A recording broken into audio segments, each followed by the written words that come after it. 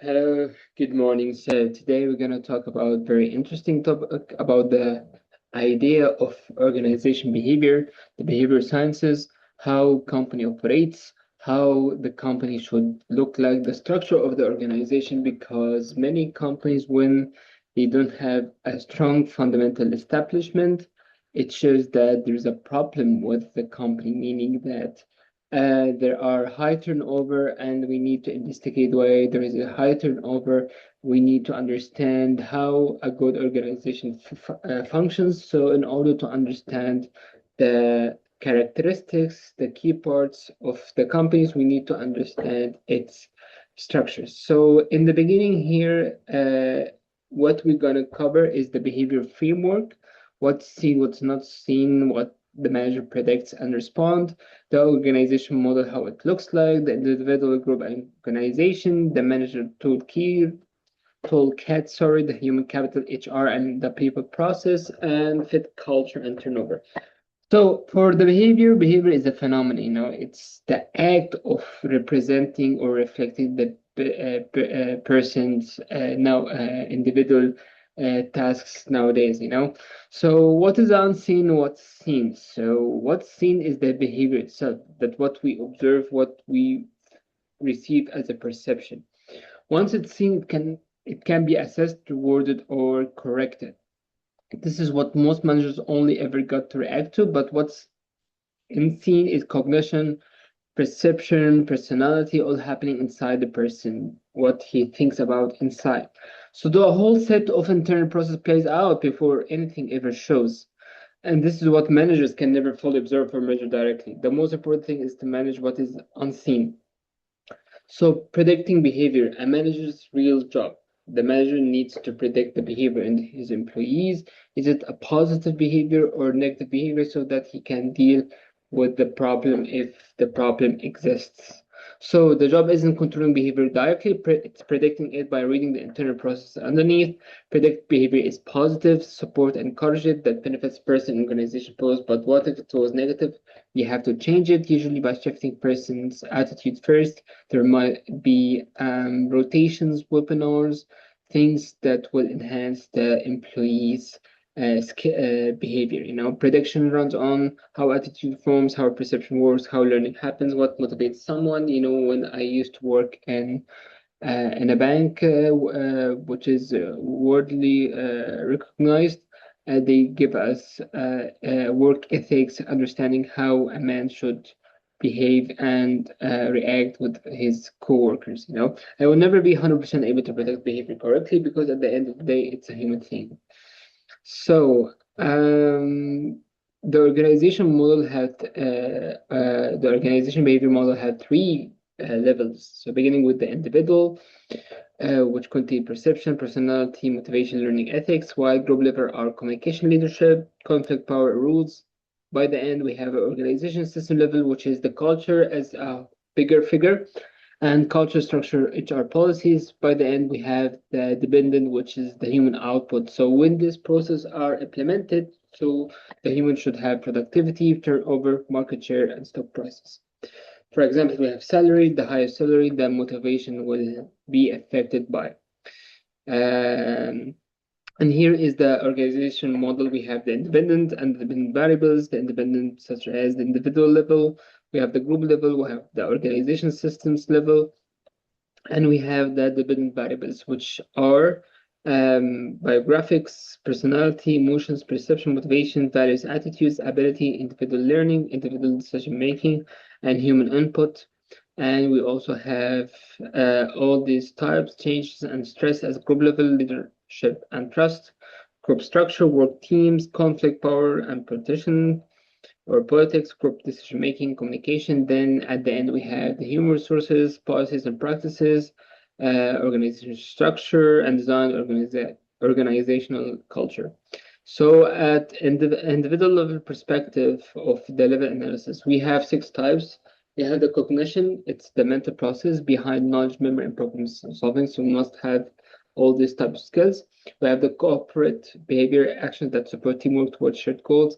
Creativity, generating novel, useful ideas. Divide behavior, action that breaks norms and can harm the organization, ethics, the principle guiding sound behavior at work.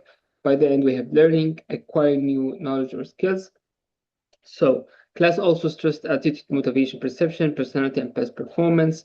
Miss these and you'll never succeed as a manager. So the manager must have good understanding of personality, past performance, motivation, perception, attitude.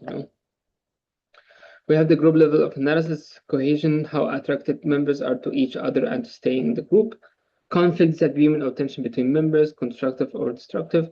Interpersonal communication, the exchange of information and ideas needed for collaboration. Leadership, the ability to influence, motivate, and guide a group toward its goal. We have group level analysis, networks, power rules. The first one, connection between individuals and groups that move information and resources. Power, the capacity of a person or group to influence others' behavior and outcomes. We have rules, the expected behaviors and responsible assigned within a group.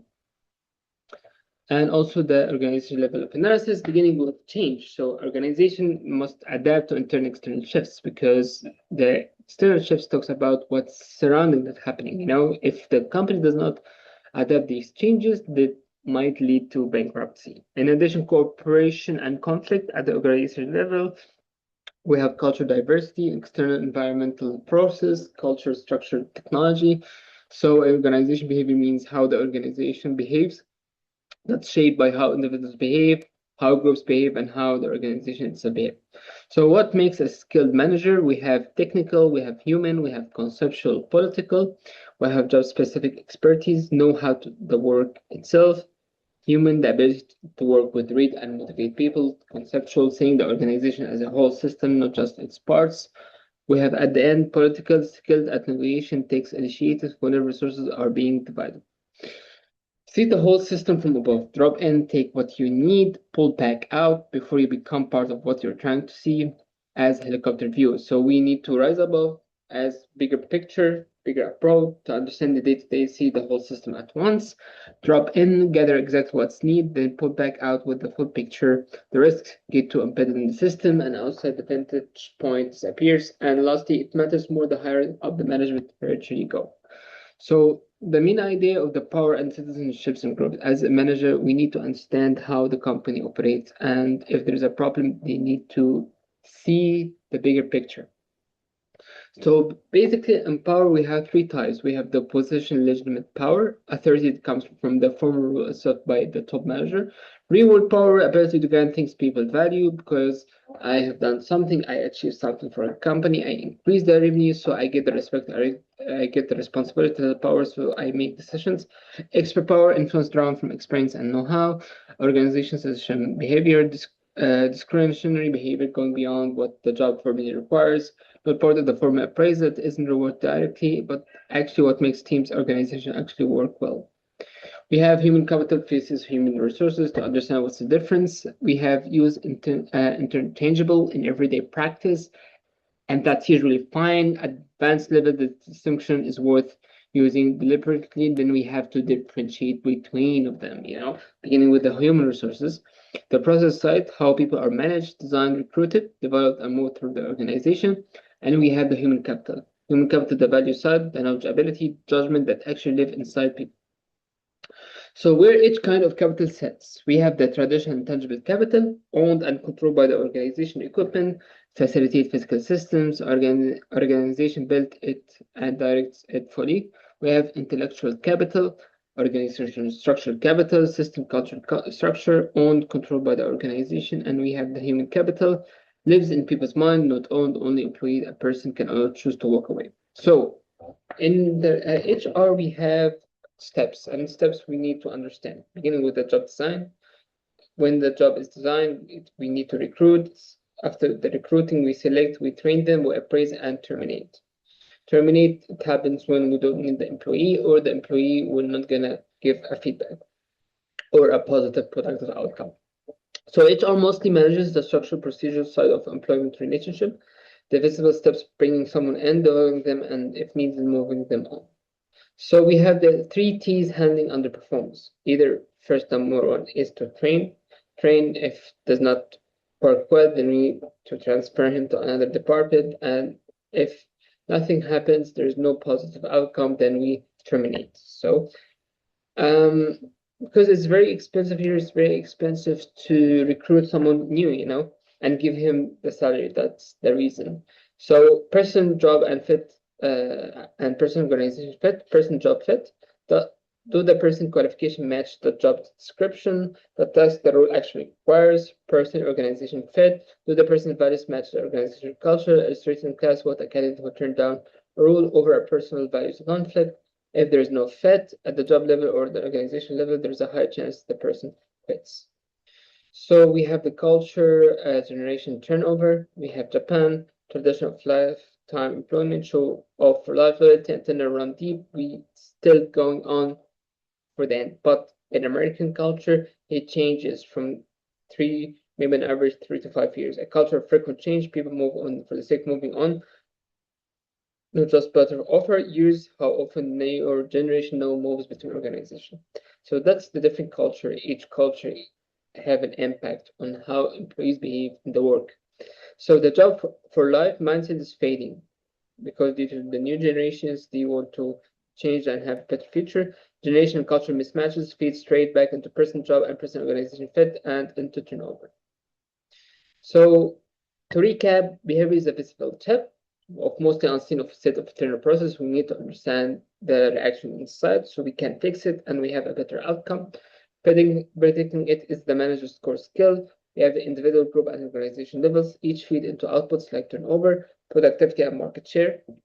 We have good managers combine technical human conception and negotiation skill. Conception is the helicopter view. We have the power culture and citizen behavior shape what happens inside the group, often invisible. Human capital is not equal to human resources, even used intangible, because when things getting bigger, it's not doesn't become equal anymore. And HR is a full people life cycle. Finally, fit, person, job, and person organization is the strongest lever against turnover. So thank you so much. As we understood that organizations have structures, we have the individual, the group, as bigger picture organization, and each company needs to set a correct training skills to avoid any termination and to let employees understand their responsibility towards the company and what the company should do and what the manager should understand what he should do, how he motivates and lead the people. And that's it for today. Thank you so much.